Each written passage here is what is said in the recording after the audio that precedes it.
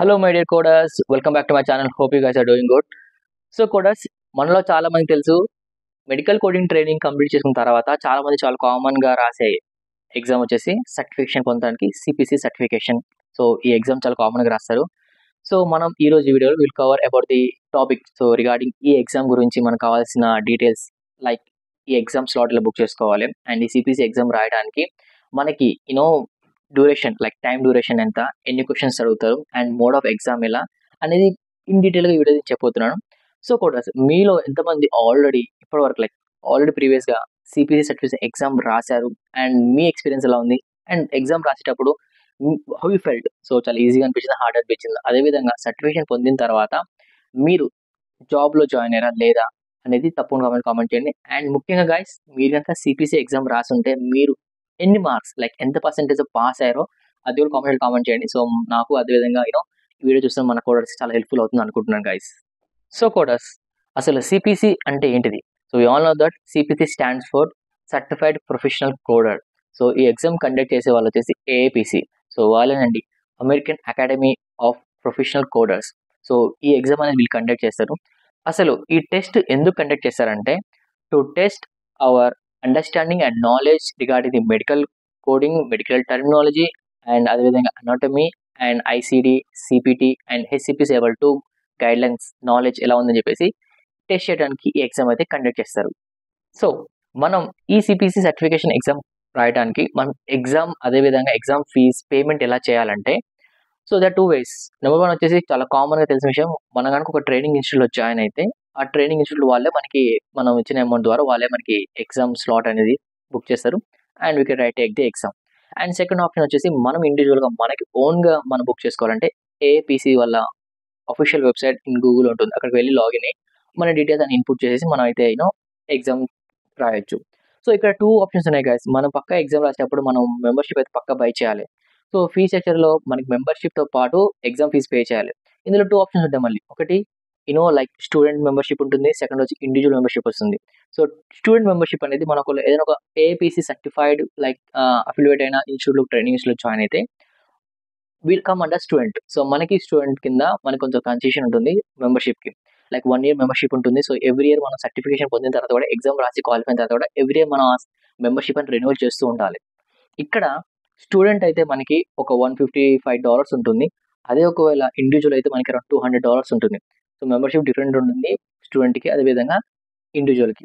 So మనం ఒకవేళ individual అయిన స్టూడెంట్గా నువ్వు ఎన్రోల్ చేసుకోవాలంటే నువ్వు ఏ ట్రైనింగ్ ఇన్స్టిట్యూట్లో జాయిన్ అయ్యావో ఆ ట్రైనింగ్ వాళ్ళు ట్రైనింగ్ ప్రొవైడ్ చేస్తారు కదా, ఆ సర్టిఫికేషన్ అప్లోడ్ చేసి వస్తుంది. Like I'm a student, so నాకు స్టూడెంట్ మెంబర్షిప్ అవైలబిలిటీ ఉంటుంది చెప్పేసి కొన్ని ఫ్యూ డాలర్స్ తక్కువ డిస్కౌంట్ కింద మనమైతే మెంబర్షిప్ పొందొచ్చు. అండ్ కోడర్స్, ఇక్కడ మెంబర్షిప్ తీసుకున్న తర్వాత మనకి 2 ఆప్షన్స్ ఉంటాయి పేమెంట్, ఫీజ్ పేమెంట్ దగ్గర. అది ఏంటిదంటే లైక్ అమౌంట్, ఒకవేళ నువ్వు ఫస్ట్ అటెంప్ట్ ఓన్లీ 1 అటెంప్ట్కి అయితే మన అరౌండ్ ఒక $399 అరౌండ్ 35,000 పడుతుంది. అదే ఒకవేళ 2 అటెంప్ట్స్ నువ్వు ఇంక్లూడ్ లైక్ మెంబర్షిప్ కానీ అదేవిధంగా 2 అటెంప్ట్స్కి నువ్వు ఫీజ్ పే చేస్తే it's around cost 45,000 to 50,000 rupees అయితే మనకి కాస్ట్ పడుతుంది. ఒకవేళ నువ్వు కాన్ఫిడెంట్గా ఉంటే ఫస్ట్ అటెంప్ట్ ఎగ్జామ్ పాస్ అవుతా, ఐఎమ్ వెల్ ప్రిపేర్డ్ అనిపిస్తే మాత్రం ఫస్ట్ అటెంప్ట్ సంబంధించి ఫస్ట్ 1 or 20కి ఎగ్జామ్ ఫీజ్ పే చేసి క్లియర్ చేయండి.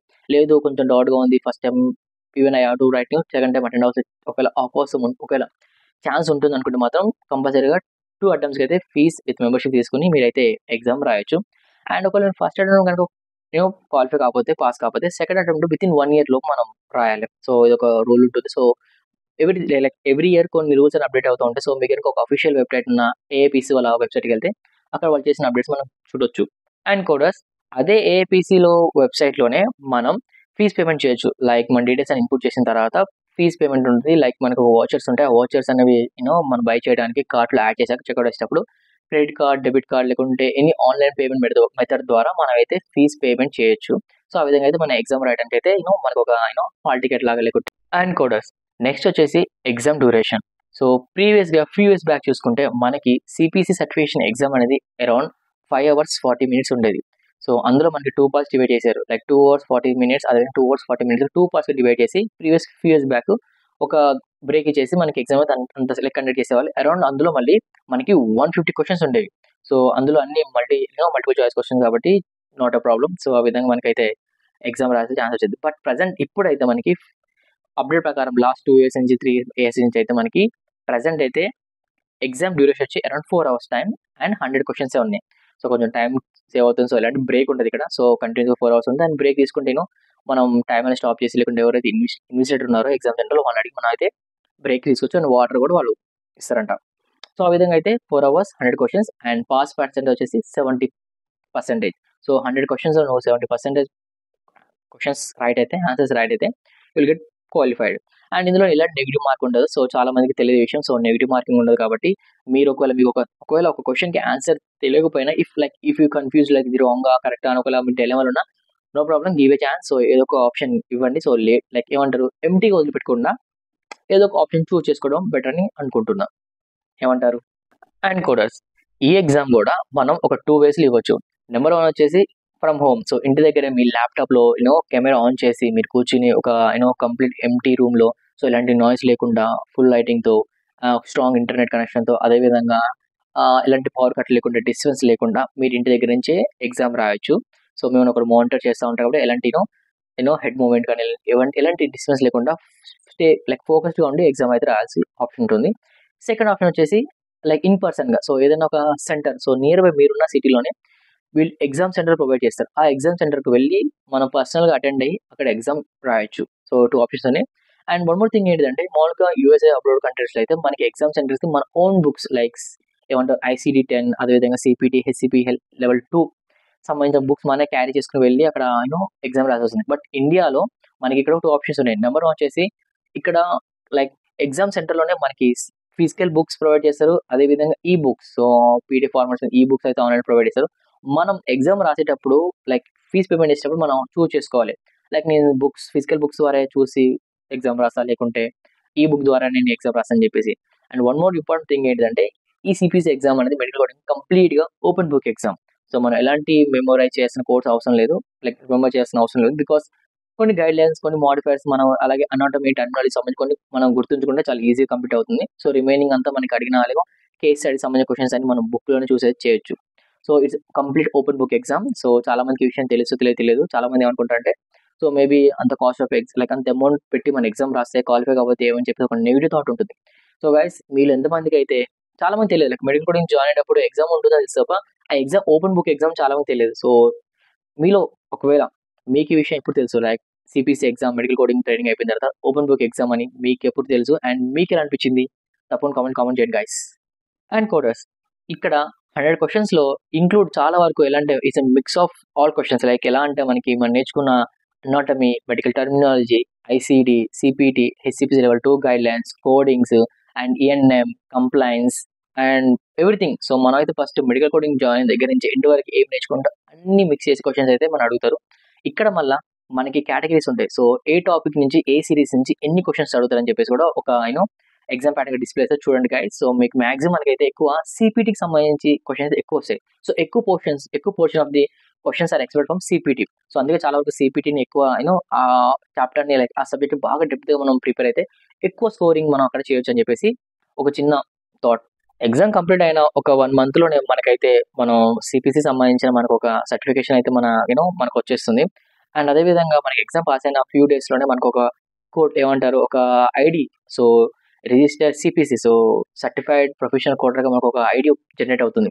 సో ఈ జనరేట్ అయిన ఐడినే మనం ఇంటర్వ్యూస్కి క్యారీ చేసి, సో ఇంటర్వ్యూస్ మనకు అడుగుతారు యువర్ సర్టిఫైడ్, నాన్ సర్టిఫైడ్. ఒకరు మన సర్టిఫైడ్ అంటే మన కోడ్ చెప్పమంటారు. సో వాళ్ళు అక్కడ ఆన్లైన్లో AAPCలో వాళ్ళు ఈ కోడ్ సెట్ చేస్తారు. ప్రజెంట్ ఇప్పుడు వచ్చిన ఇంటర్వ్యూ పర్సన్కి సర్టిఫైడా కాదని చెప్పేసి ఆ కోడ్ అక్కడ ఎంటర్ చేయడం వల్ల ఏమంటారు ID, సో మన నేమ్ డీటెయిల్స్ అని వస్తున్నాయి. సో ఆ విధంగా వాళ్ళు వెరిఫై చేసుకుంటారు ఏ కంపెనీ మనం ఇంటర్వ్యూ వెళ్దాం. సో అందుకే సర్టిఫికేషన్ తర్వాత మనకి ఈ ఐడియా చాలా important. And coders, so present అయితే మనకి జాబ్ మార్కెట్లో చాలా వరకు సో మెడికల్ కోడింగ్ సంబంధించిన జాబ్ హైరింగ్ అయితే ఫ్రెషర్స్కి certified, so non certified freshers కన్నా సర్టిఫైడ్ వాళ్ళకి ఎక్కువ ప్రిఫరెన్స్ ఇస్తారు. కాబట్టి చాలా మంది ఎంత కష్టమైన అమౌంట్ ఎక్కువైనా పర్లేదు చెప్పేసి CPC ఎగ్జామ్ తీసుకున్న తర్వాతే మెడికల్ కోడింగ్ జాబ్ అయితే వెళ్తున్నారు. అండ్ ప్రజెంట్ CPCకి సంబంధించి ఎగ్జామ్ రాసిన తర్వాత కూడా చాలా మంది సర్టిఫికేషన్ పొంది 5 months, 4 months, 3 months, 2 months అయిన తర్వాత కూడా చాలా మంది ఫ్రెషర్స్ జాబ్స్ లేక చాలా వెయిట్ చేస్తున్నారు. అండ్ ప్రీవియస్ చాలా వీడియో చెప్పాను. ప్రజెంట్ మనకైతే ఫ్రెషర్స్కి CPCకి సంబంధించిన ఎగ్జామ్స్ అన్ని ఎగ్జామ్స్ కాదు, హైరింగ్ ప్రాసెస్ ఫ్రెషర్స్కి ఎక్కువ చెన్నై, బెంగళూరు, సో పూణే అటు సైడ్ జరుగుతున్నాయి. సో మనకి హైదరాబాద్లో చాలా తక్కువ జరుగుతున్నాయి. అండ్ ప్రజెంట్ ఓపెనింగ్స్ లేవు. So we're hoping for the March ఇంటేక్లో ఎక్కువ మెడికల్ కోడ్ సర్టిఫైడ్ ఫ్రెషర్స్ని అదే నాన్ సర్టిఫైడ్ ఫ్రెషర్స్ని ఎక్కువ హైర్ చేసుకుంటారైతే we hoping for the best guys. So coders, ఒకవేళ ఏదైనా పాయింట్ మిస్ అయితే తప్పకుండా ఒకవేళ మిస్ అయితే మీరు తప్పకుండా ఇన్పుట్ చేయండి. సో లేకుంటే మీకు ఇంకా ఫర్దర్ ఏమైనా క్లారిఫికేషన్ కావాలి, ఫర్దర్గా మీకు ఇన్ఫర్మేషన్ కావాలంటే తప్పకుండా comment guys. I try to reply as soon as possible. And coders, మీరు కనుక సిపిసి ఎగ్జామ్ ప్రిపేర్ అవుతుంటే so make sure to practice. So practice చాలా ఇంపార్టెంట్. సో మీకున్న ఫిజికల్ బుక్స్ ఏవైతే ప్రింటెడ్ బుక్స్ ఆ ప్రింటెడ్ బుక్స్ మీద చాలా ప్రాక్టీస్ చేయండి. అండ్ ప్రీవియస్ పేపర్స్ కానీ మాక్ పేపర్స్ కానీ మీకు ఎక్కడ దొరికిన ఆన్లైన్ కానీ యూట్యూబ్లో కానీ ఎక్కడ దొరికిన మీ ట్రైనింగ్ ఇన్స్టిట్యూట్ ఎక్కడ దొరికినా ప్రాక్టీస్ చేస్తుంటే డైలీ ఒక 2-3 అవర్స్ ప్రాక్టీస్ చేస్తుంటే బీ విల్ పర్ఫెక్ట్. అండ్ మనకి ప్రీవియస్ క్వశ్చన్స్ మనం ప్రిపేర్ అవడం వల్ల ఏమవుతుందంటే కొన్ని అనాటమీకి సంబంధించి అదేవిధంగా మెడికల్ టర్మినల్ సంబంధించిన రిపీటెడ్ క్వశ్చన్స్ అయితే మనకి ఎవ్రీ టైం ఎగ్జామ్స్లో వస్తాయి కాబట్టి అవి మనం ఈజీగా చదవగానే మనం ఆన్సర్ ఇచ్చేటే మనకి కొంచెం ఆన్సర్ ఇవ్వడం వల్ల టైం సేవ్ అవుతుంది. And one more thing guys, మనకైతే ప్రెసెంట్ ఉన్న సిబిఎస్ఈ ఎగ్జామ్లో ప్రతి క్వశ్చన్కి మనకు టైంలో 2 minutes. సో 2 minutes మనం ఒకవేళ మనం ప్రతి క్వశ్చన్కి మనకు సాల్వ్ చేయగలిగితే మనకి టైం కూడా సేవింగ్ అవుతుంది. అండ్ ముఖ్యంగా మనకి ఇందులో సిబిఎస్ఈ ఎగ్జామ్ బాగా నేర్చుకోవాల్సింది ఏంటంటే time management. So time manage చాలా ఇంపార్టెంట్. మనం ఒక క్వశ్చన్ దగ్గర ఎక్కువ టైం వేస్ట్ చేయడం వల్ల మనకి వేరే చోట మనకు మార్క్ లాస్ అవ్వచ్చు. సో మీరు ఓవరాల్గా ఇంకా ఒక వీడియో సపరేట్ చేస్తా. సో సిపిసి ఎగ్జామ్ ఎలా టైం చేయాలి, ట్రిక్స్ ఎలా అప్లై చేయాలి, ఏ విధంగా మనైతే ఎలిమినేషన్ మెథడ్లో ఏ విధంగా అయితే మనం ఒక క్వశ్చన్కి ఆన్సర్ ఎలా ఫైండ్ అవుట్ చేయాలని చెప్పేసి ఆ సపరేట్ వీడియో త్వరలో చేయబోతుంది గైస్. ఒకవేళ మీరు ఆల్రెడీ సిపిసి ఎగ్జామ్ రాసి మీరు ఎలా ప్రిపేర్ అయ్యారు, సో మీ ప్లానింగ్ ఎలా ఉంది, సో మీ ఎలా ప్రాక్టీస్ చేశారు, అండ్ మీ సిపిసి ఎగ్జామ్ ఎలా రాశారు, మీ ఎక్స్పీరియన్స్ ఎలా ఉంది తప్పకుండా కామెంట్ చేయండి guys. It will very useful for us guys. So coders, I hope you found this video informative. ఒకవేళ మీకు ఈ వీడియో యూస్ఫుల్ అనిపిస్తే నచ్చితే తప్పకుండా ఈ వీడియో మర్చిపోకుండా లైక్ చేయండి. అండ్ మన అప్కమింగ్ మెడికల్ కోడర్ ఫ్రెండ్స్తో ఈ వీడియోని షేర్ చేసుకోండి. అదేవిధంగా మన ఛానల్ సబ్స్క్రైబ్ చేయండి guys. Thanks for watching and see you soon another next video. And మరిన్ని మెడికల్ కోడింగ్ అదేవిధంగా ఏఆర్ కాలింగ్ సంబంధించిన జాబ్స్ కానీ లేకుంటే ఈ టాపిక్స్ గురించి మీకు కనుక వీడియోస్ కావాలంటే మన ఛానల్ తప్పకుండా సబ్స్క్రైబ్ చేసుకుని బెల్ ఐకాన్ని క్లిక్ చేయండి guys. And take care guys. See you soon. Until then keep coding. Love you all.